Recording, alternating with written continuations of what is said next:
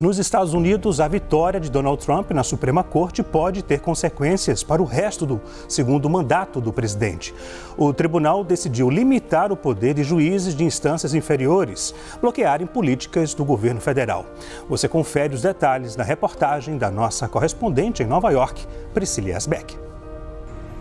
A Suprema Corte dos Estados Unidos decidiu que juízes de instâncias inferiores não têm autoridade para decidir sobre questões nacionais, nem conceder liminares que se aplicam a todo o país. A medida foi uma vitória para Donald Trump, que acusa juízes de instâncias inferiores de criar obstáculos à sua agenda. A decisão foi tomada em um processo sobre um decreto assinado por Trump no primeiro dia de mandato.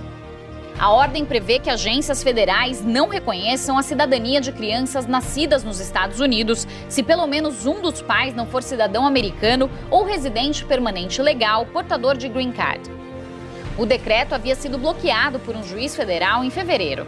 Trump afirmou que a medida da Suprema Corte representa uma vitória gigante e é uma decisão incrível que o deixou muito feliz. O placar da votação na Suprema Corte americana foi de 6-3.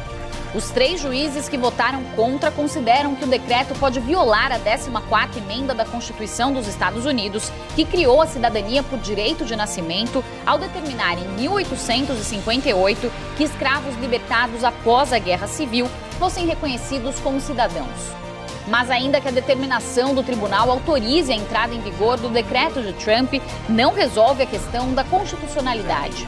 Como a cidadania por nascimento é prevista pela 14ª emenda, o debate jurídico deve continuar e a própria Corte terá que decidir sobre ele no futuro. A deliberação da Suprema Corte pode ter um efeito transformador no segundo mandato de Donald Trump, mesmo que o decreto sobre a cidadania por direito de nascimento nunca seja aplicado. A medida restringe o poder de tribunais de derrubar políticas do governo no futuro, o que deve permitir ao presidente americano implementar a sua agenda com mais facilidade. Assim, americanos que buscarem desafiar na justiça as políticas de Trump podem ter obstáculos adicionais no futuro para ter sucesso. Tanto presidentes democratas quanto republicanos criticam tribunais distritais federais com frequência, os acusando de fazer julgamentos ideológicos ao bloquear sozinhos ações executivas e até mesmo leis aprovadas pelo Congresso.